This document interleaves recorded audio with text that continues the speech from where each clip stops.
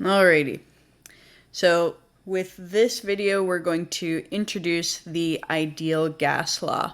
Now the key difference between ideal gas law questions and either Boyle's law question, Charles' law question, or combined gas law question, the main difference is that ideal gas law calculation questions, they're only going to give you one set of conditions. Whereas Boyle's law, Charles' law, as well as combined gas law, all of those will give you two sets of conditions. Okay, whether you're talking about volume, temperature, or pressure, just kind of depends on which law you're using. Okay, but ideal gas law, that only gives you one set of conditions. There's not an initial and a final set of conditions, just one. Okay, so what exactly is an ideal gas? An ideal gas is just a hypothetical gas that obeys all the gas laws perfectly, so like Boyle's law, Charles' law, combined gas law.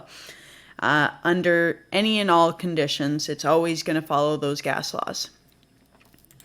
Another thing about ideal gases is they're not going to condense to a liquid when they get cooled. So when they get cooled, they're not going to go from the gas state to a liquid state.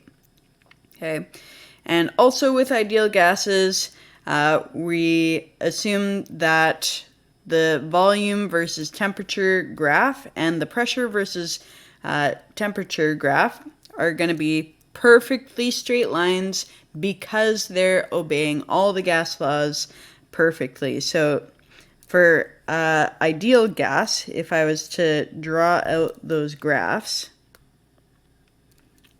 okay, so if we have volume versus temperature, they're saying, okay, that's going to be a straight line. And then same with pressure versus temperature. That's also going to be a straight line if you have an ideal gas. However, when you have a real gas, that's not necessarily the case. All right. So in theory, an ideal gas is going to have particles of zero mass, and these particles are going to have no attraction to each other. So what they're talking about with having no attraction to each other is we're going to assume that ideal gases don't have any intermolecular forces between particles.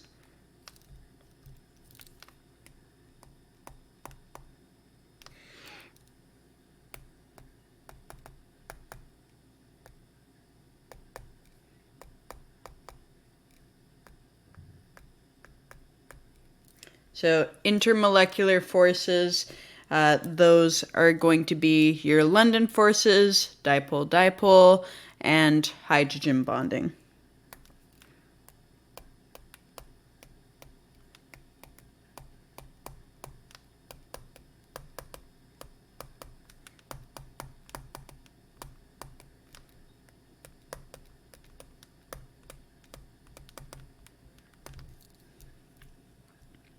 Okay.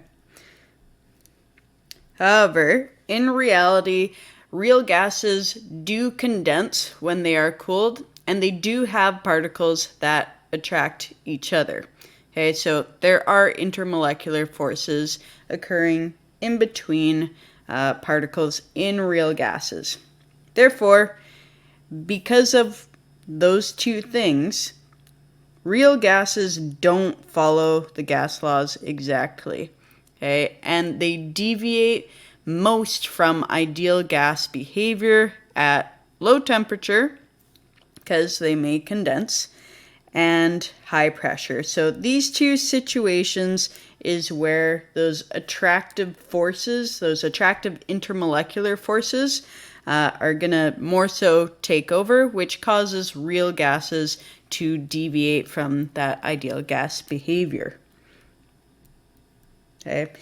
Now, real gases behave more like an ideal gas at high temperature and low pressure. So that's when intermolecular forces aren't affecting the particle behavior as much.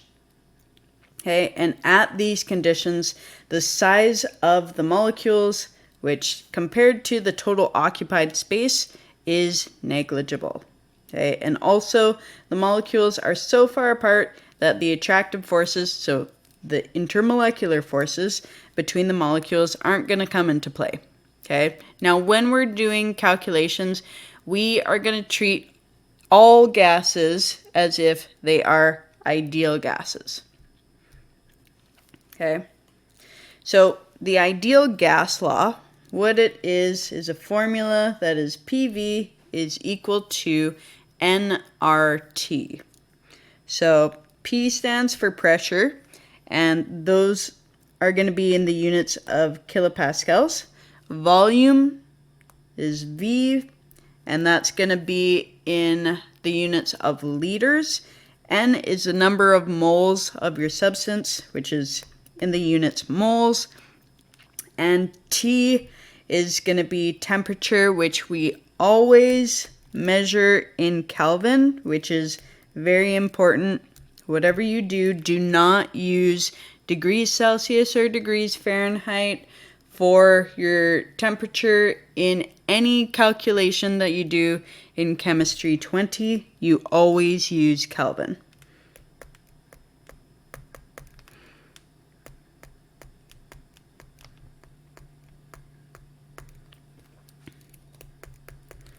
So that's incredibly important that you know that you need to convert your temperature into kelvins if it isn't already given to you in kelvins. Now, we have this other variable, R, which we haven't talked about yet. R is the ideal gas constant, which is going to be 8.314, and the units for that are kilopascal liters per mole Kelvin. Okay, so the ideal gas constant, that's pretty much what's dictating the units for all the other variables. Okay, so just be aware of that. Now, if we take a look at our formula sheet, if you are using it, okay, you'll find the ideal gas law formula right here. And you're also given the ideal gas constant, that R, which is equal to 8.314, and you're even given the units for it. Okay. One thing to note about your formula sheet here, which I've talked about when viewing the Nelson periodic table there, just to remember that you should be using for Kelvin, for STP, so standard temperature and pressure conditions, you should be using 273.15 Kelvin, and for standard ambient temperature and pressure, SATP, you should be using 298.15 kelvins. Okay.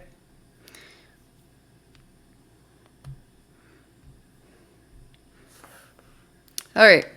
So let's get into an example. So we're asked what temperature, so temperature, we have no clue, will 0.250 moles of hydrogen gas, so moles, that's N, have at 120 kilopascals, so that's pressure, in 10 liters of gas. So liters, that's a volume.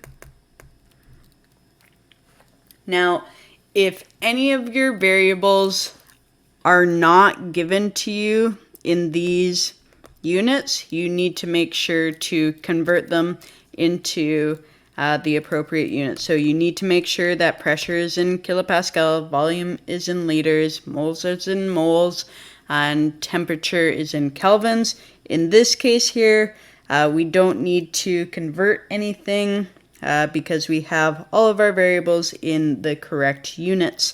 So what I'm going to do is I'm going to go straight ahead and write out my formula. So PV is equal to nRT. Now we're trying to isolate for T for temperature. Okay.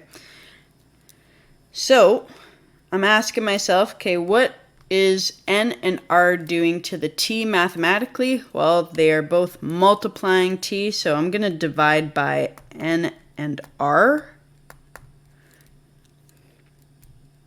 And that's going to cancel these out. And then what I can write here is PV divided by N times R is equal to T. So there's our formula, and now all we need to do is plug in our numbers, and away we go.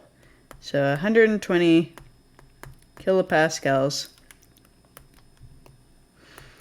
Volume is 10 liters. Moles, 0.250 moles. And then we have our ideal gas constant, which is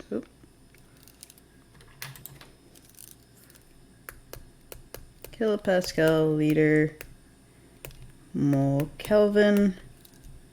Okay. So how units cancel out? The kilopascals, those cancel out. The liters, they cancel out. Same with the moles, they cancel out. So the units that we are left with are Kelvin. So temperature is equal to, so if I multiply everything in the numerator and then multiply everything in the denominator and then divide those two numbers together, what I'm going to get is 577.3394, and the number keeps on going on forever. That's Kelvin. Now if I take a look at all of my given numbers here, all of them have 3 sigdigs. If you're looking at this one and wondering how that has 3 sigdigs, remember that leading zeros do not count as sigdigs. However, trailing zeros do count as sigdigs. Okay, so all of them do have 3 significant digits. So you always go with the least amount of significant digits, and since they all have the same, that's why we're just putting this to 3 sigdigs. So my cutoff line is there. So final answer, 577 Kelvin. The question didn't specify if it wanted temperature in degrees Celsius or in Kelvin, so either is fair game. I'm just going to leave this in Kelvin though. And there we have it.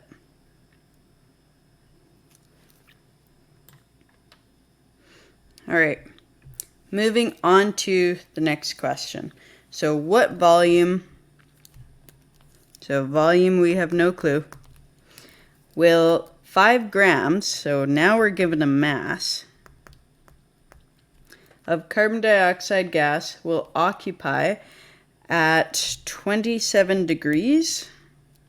So actually I'm going to leave a little bit of space here. 27 degrees Celsius and 100 kilopascals. Okay, so if we take a look at our formula here, we don't have amount of moles. However, we can use our mass and convert it into moles using molar mass. Okay. Another thing we need to watch out for is temperature. It's given to us in degrees Celsius, and we need to convert that into Kelvin. So I'm just going to start that off right away here. So we're going to add 273.15 to it, which that's going to give us 300.15 kelvins. Now, with dealing with mass and converting it into moles, if you wanted to use a formula here, so I'm going to have to erase this for a little bit here. If you wanted to use a formula, you would use moles is equal to mass divided by molar mass in order to convert your mass into moles. So with this, we have 5 grams for our mass. Now molar mass, how we're going to figure that out is we're going to look at our periodic table.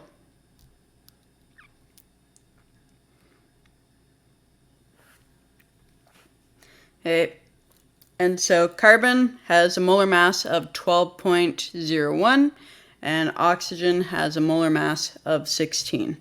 So just because I don't have a whole lot of space here, okay, we have 12.01 and there's only one atom of carbon in there, so that's why I'm just leaving it at 12.01. Now with oxygen, the molar mass is 16, but we have 2 of them. Okay, so 16 times 2, that's going to give you 32 plus 12.01. That's going to give you 44.01 grams per mole. So molar mass is always in the units of grams per mole. So that's why I'm going to put that 44.01 grams per mole in the denominator there. Now grams cancels out. And 5 divided by 44.01, that's going to give us 0.1136. Number keeps on going on forever. Okay, moles. Now, in my next calculation, even though I'm writing ... in my next calculation, I am using the raw unrounded number that I get in my calculator to do the next calculation that involves ideal gas law. Okay, so PV equals nRT. Now, since the question asked us to find volume, so we're isolating for V, pressure is multiplying volume, so I'm going to do the opposite, so I'm going to divide. So the equation that I'm using is V is equal to nRT divided by P, and now I just plug in my numbers here. So for moles, again, I'm just writing the first 4 digits after the decimal and then writing ... just because it's a little bit tiresome to write out all of the digits. But when I do put all of these numbers in my calculator, for this one I am using the raw unrounded number that I got in my previous calculation here. Okay, so if you get a different answer than me, likely you are rounding this number too early here. So make sure you use the raw unrounded number for your moles. So we got 8.314, and that's going to be kilopascal liter mole Kelvin. Temperature, what did we say? 300.15 Kelvin divided by pressure 100 kilopascals. Okay, so moles cancels out, kilopascals cancels out, and Kelvin cancels out. So we're left with liters. So what I'm doing in my calculator is I'm multiplying everything in the numerator together, including the raw number for this one, and then dividing by 100, and what I get is 2.83509 ... number keeps on going on forever, liters.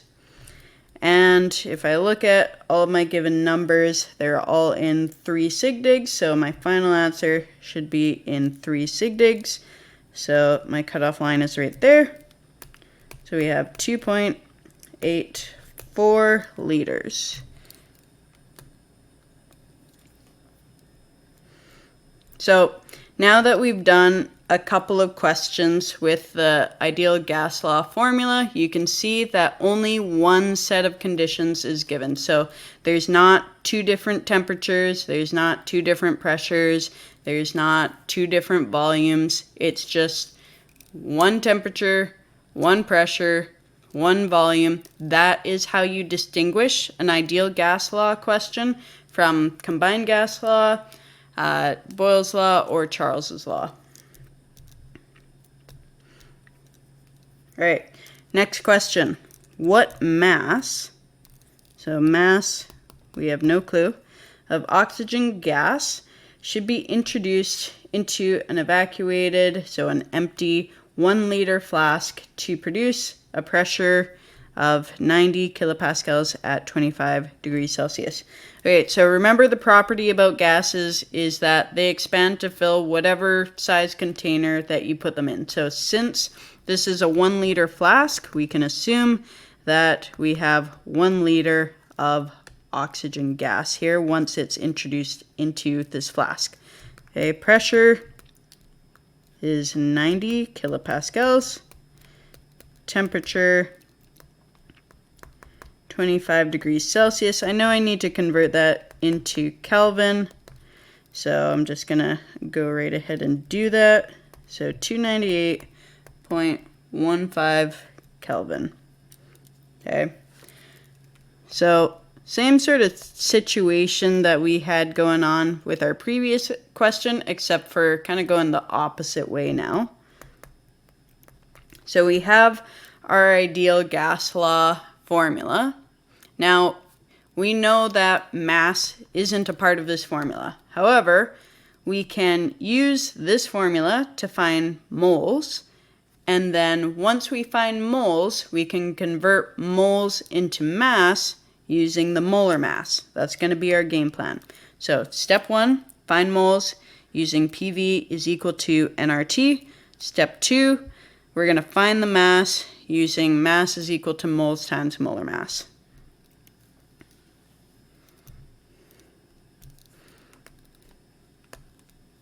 Okay, so we want to isolate for moles. R and T are multiplying moles, so I'm going to do the opposite, which is dividing. So we have PV divided by RT, should cross these off here, is equal to N. So we're going to plug in our numbers we got going on here. So 90 kilopascals, 1 liter, and then R, that's 8.314, and that's going to be kilopascal, liter, mole, Kelvin. And then temperature, 298.15 Kelvin. So kilopascals cancel out, liters cancel out, Kelvin cancel out.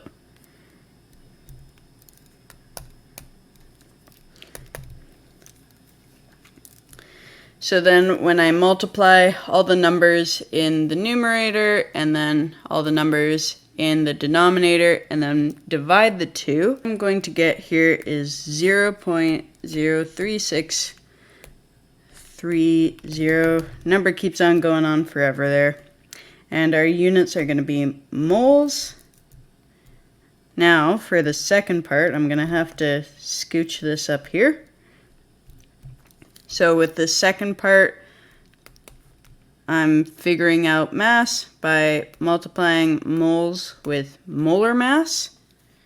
Another way that you could do this if you wanted to use unit analysis rather than a formula is like you're going to have the same outcome, and essentially it does this. It just looks a little bit different. So if you wanted to use unit analysis, you could take your number of moles, so that 0.03630, number keeps on going, moles. And if you're using unit analysis, right, you would go, okay, well, I have moles in the top, so I want to cancel that out to get grams so that my answer's in like a acceptable unit for mass. So moles is in the top, I need to put moles in the bottom, and then I want grams on top. Okay, so these are the units for molar mass, and that's why I'm saying, like, if you did this question using unit analysis, it has the same outcome if you took moles and multiplied it by molar mass. Okay, unit analysis, just a slightly different way of thinking of things. Okay, But we need to figure out, okay, what is the molar mass of our substance? So you got to pay close attention to the identity of the substance that they give you. In this case, it's oxygen gas.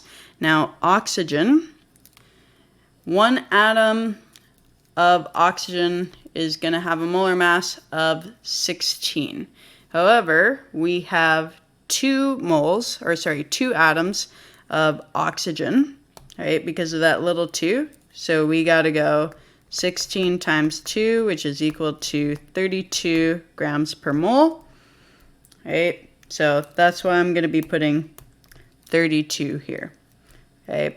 And keep in mind, because molar mass, like we get those numbers from the periodic table, molar mass numbers are constants, so you're never going to use them to determine significant digits.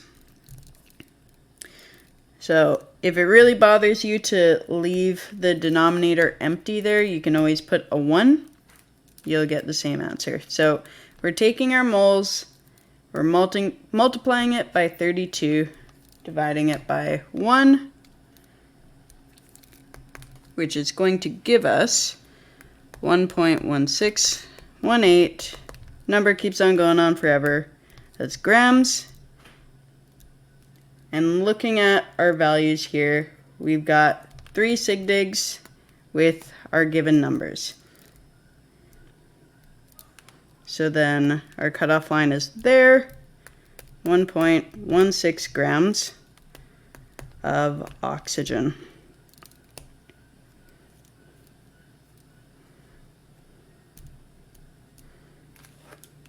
All right, last question here. This time around, we're asked for the molar mass of a 0.500 gram sample of an ideal gas that has a volume of 400 milliliters at 101 kilopascals and 25 degrees Celsius. So this one's a bit more interesting here. So molar mass, we got no clue. Okay. For volume here, that was 400 milliliters. But we know that looking at everything else that we have, so we have volume, pressure, and temperature, we are going to need to use the ideal gas law, so that PV is equal to nRT. And for that equation to work, we need our volume units in liters. Okay, so going from milliliters to liters, you're just dividing by 1,000, or if you're using your metric conversion scale, so that's this.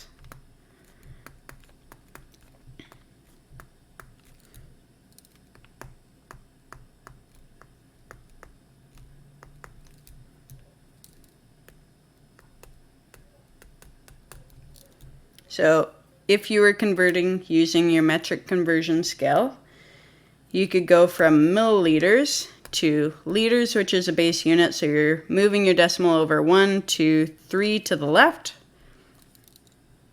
So then 1, 2, 3 to the left. So 0.4 liters. Which is the same thing as just dividing by 1,000. So pressure, that was 101 kilopascals. Temperature, that was 25 degrees.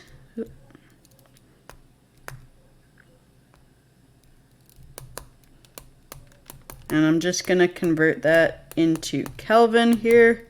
So 298.15 Kelvin. And then the other thing that I haven't written out yet is mass. So I'll have to scooch it over here. That's 0.5 grams. Okay. So let's just get this out of the way.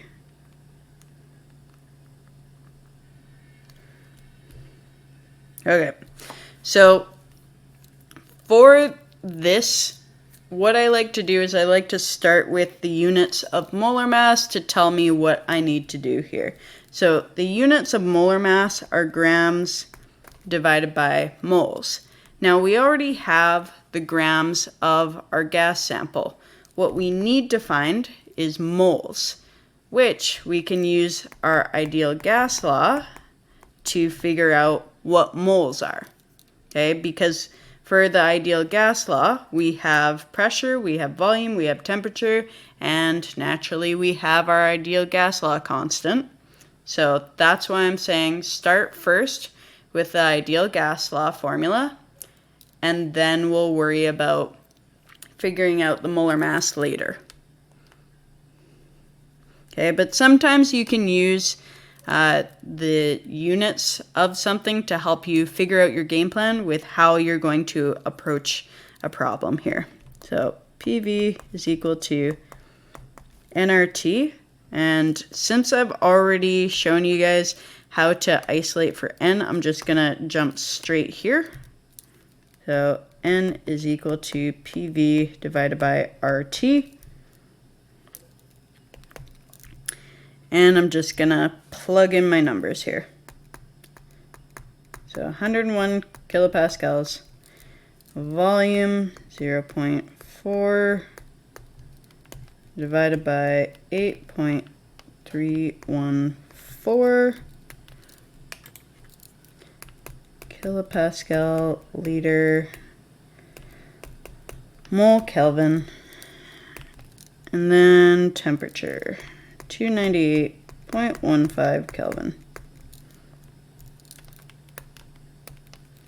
Okay, so our units, kilopascal, liters, and Kelvin, those all cancel out. I'm gonna have to scooch this up here. So if I take the two numbers in the top, multiply them together, take the numbers in the denominator, multiply them together, and then divide those two numbers, what I'm going to get here for moles is 0.01629, number keeps on going on forever, moles.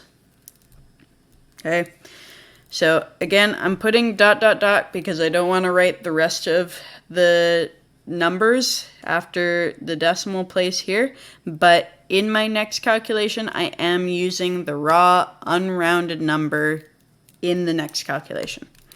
Okay, so with molar mass, remember the units are grams per mole. So you can use the units to help you figure out a formula if you really wanted to use a formula. So mass divided by moles is equal to molar mass. Okay, so our mass, that was 0.5 grams, divided by our moles, 0.01629. Again, I'm just writing ... but when I number crunch this in my calculator, I'm using the raw unrounded number in my calculator to divide into 0.5. So what that's going to give us is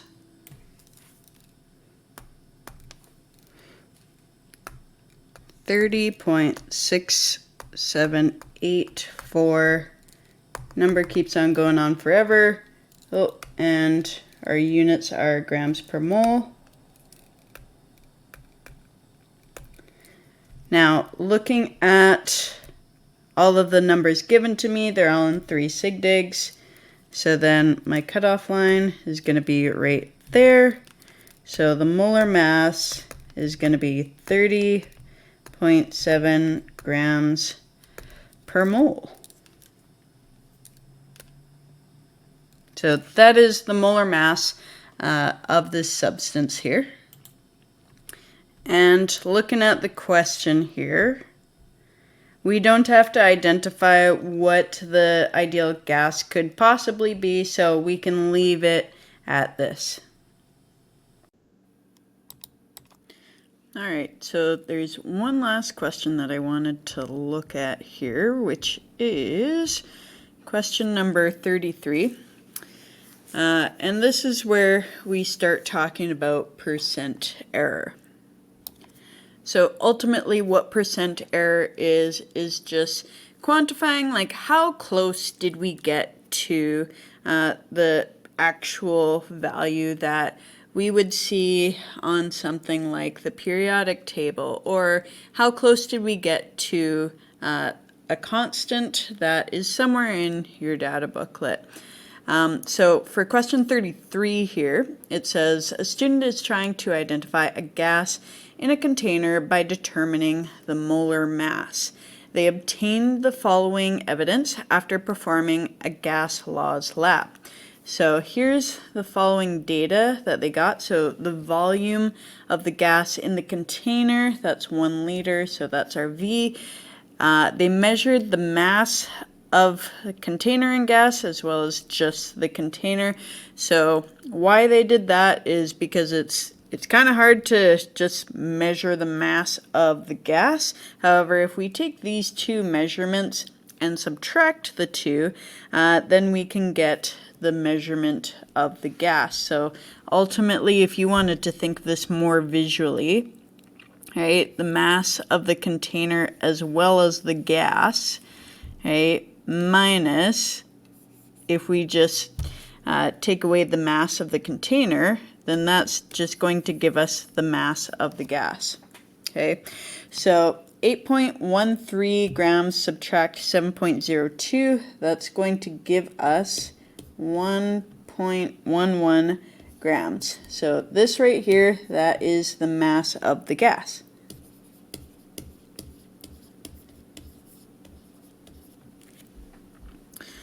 Now the temperature of the gas, that's 21 degrees Celsius. So as we know, for any calculation, we should always be putting temperature in degrees Kelvin, and we can do that by adding 273.15. So 21 plus 273.15, that's going to give us 294.15 Kelvin. And then for the pressure of the gas, that's 95.2 kilopascals. Now, due to the units for the ideal gas constant, which is kilopascal liter per mole Kelvin, because this has the same pressure units that are used in the ideal gas constant, I'm not going to change the units or convert the units of the pressure of the gas. Okay, I'm just leaving them as kilopascals, so this is our pressure. Okay, so question number 1, what is the molar mass of the gas? So oftentimes with questions where you're trying to figure out, okay, what's the molar mass of the gas, I find just looking at the units of molar mass will tell you what to do. So units of molar mass are grams per mole. So what this means is we need to take the mass or the grams of the gas and divide it by how many moles of the gas that we have. Okay, so if we look right here, we already have mass of the gas. We just need to figure out, okay, how many moles of said gas do we have? So in order to figure out moles of the gas, we have volume, pressure, and temperature, and we're just trying to figure out moles. So I'm going to use the ideal gas law.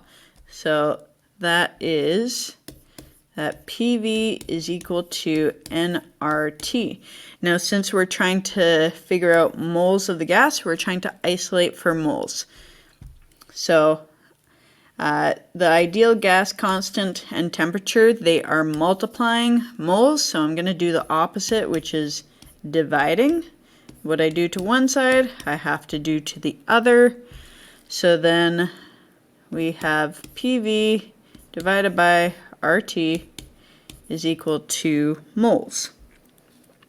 Okay, so what I'm going to do in this next step is I'm just going to flip this equation around. So N is equal to, and now I'm going to plug in the numbers that I got from my question here. Okay, so pressure, that was 95.2 kilopascals.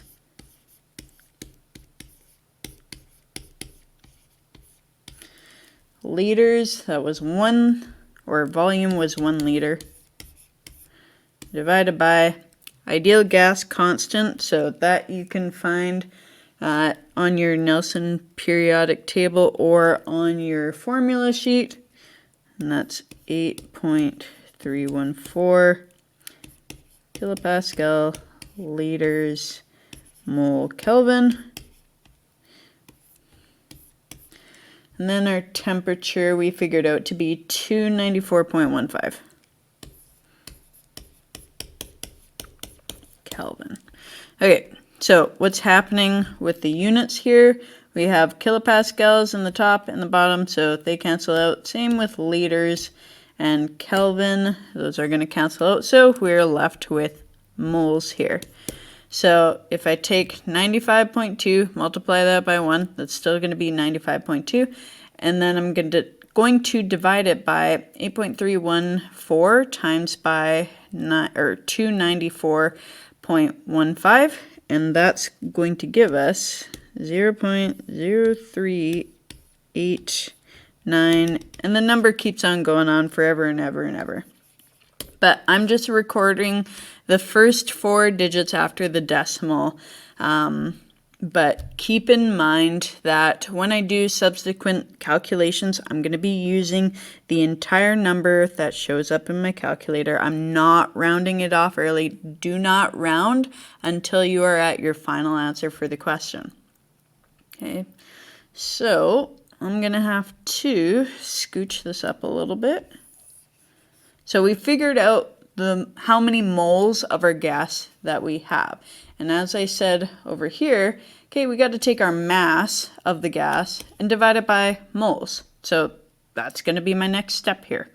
Maybe I'll do it in a different color just to separate the two processes. So molar mass is equal to mass divided by moles. So our mass, that was that 1.11 grams that we figured out over here, divided by moles, so that's the number we just calculated. So 0.0389, number keeps on going on forever, moles. So I'm using the unrounded raw number in my calculator to do this calculation here.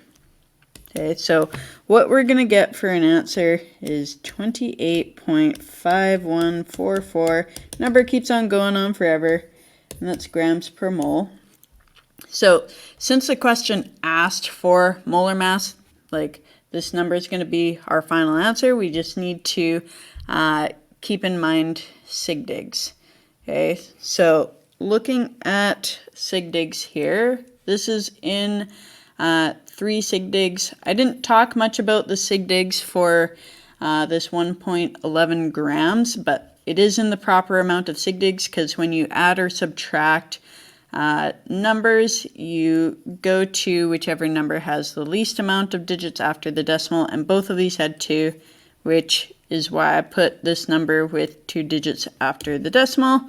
Okay, so looking here, the whole number has 3 sig digs.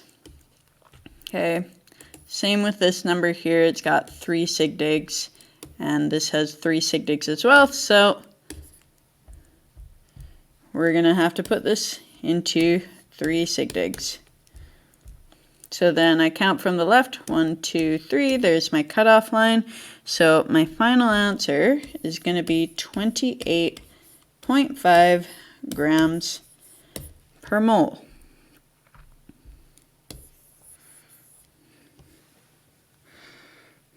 All right.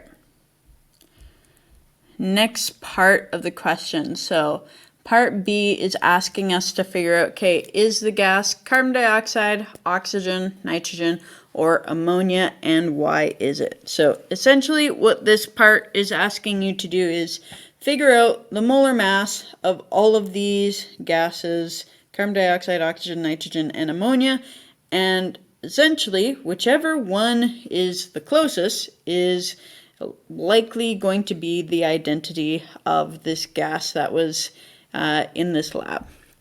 Okay, so if we go and we say, actually I'm going to use a different color here. So let's use this one. So carbon dioxide molar mass. Okay, so we're taking 12.01 from carbon and then plus 32 from the two oxygens. That's going to give us 44.01 grams per mole. So that number is decently far away from what we got, so I don't think it's going to be carbon dioxide. Oxygen's molar mass, oh, that's just going to be 32.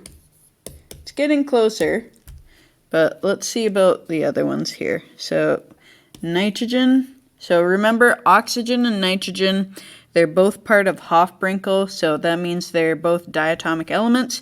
That means when they are by themselves, not in a compound, there's always two atoms of them. Okay, so an atom of nitrogen, that's 14.01 times by 2, and that's going to give us 28.02. So that's pretty close to what we got. Last but not least, ammonia's molar mass.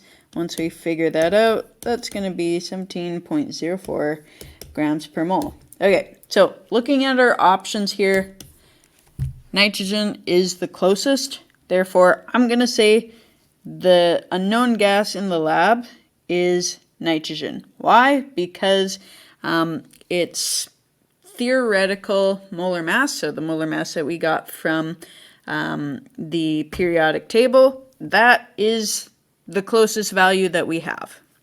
Okay, now it's okay if it's not exactly the same as what we got experimentally, because essentially all the numbers that you get in your periodic table, they're an average that are compiled from like numerous experiments that many people have done. Okay, so if this answer or any answer that you get in a lab varies a little bit from what's theoretically put on your periodic table, that's fine. Okay, so we're going to say this gas is nitrogen because it has the closest theoretical value. Okay, so keep in mind a theoretical value is something that usually you can look up in your data booklet or formula sheet. An experimental value is something you can only get by doing an experiment. Okay, so that's why I'm calling this an experimental value, because we used all the values that we got from the student's experiment in order to get it. Okay, if we didn't have these numbers, we couldn't have gotten the number that we got, that 28.5 grams per mole.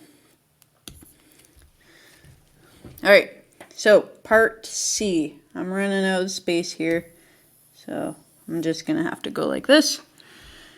Calculate the percent error, which is sometimes called percent difference, between the actual molar mass obtained in the lab and the theoretical molar mass. So this is figuring out, okay, so our experimental value, just how far off was it from the theoretical value? Okay, so I'm going to do this in blue here. So our percent error is equal to experimental minus theoretical divided by theoretical times by 100. So what I'm going to do is just plug in our numbers. So experimental value, that's at 28.5. 28.5. And this is grams per mole. Minus the theoretical value, that's at 28.02. So what you got from the periodic table. Divided by theoretical, and I'm going to have to squish in times 100. There we go. Okay, so when I do this, 28.5 minus 28.02, and then take that number, divide it by 28.02, and then times that value by 100, what I get is 1.71%. Okay, so ultimately what this is saying is our experimental value was pretty close to our theoretical value. So let's just put percent error there, put a box around this. So this number just means that the experiment conducted by the student went quite well, because the experimental value that we got out of it was quite accurate compared to the theoretical value. Okay, so this number, this percent error of 1.71, that is pretty good.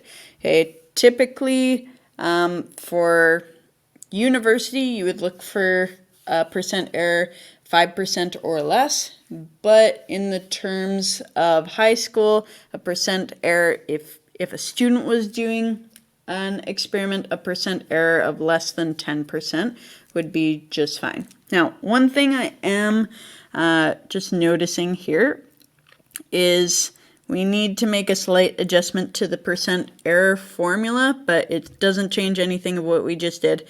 Okay, so there should be absolute value signs on either side of this. Now, the whole purpose of the absolute value signs is just so that no matter what happens, your percent error value should always be positive. That is the main goal of these absolute value signs in the context of chemistry. So we'll just make that tiny adjustment, but it does not change our answer because our answer was positive anyways.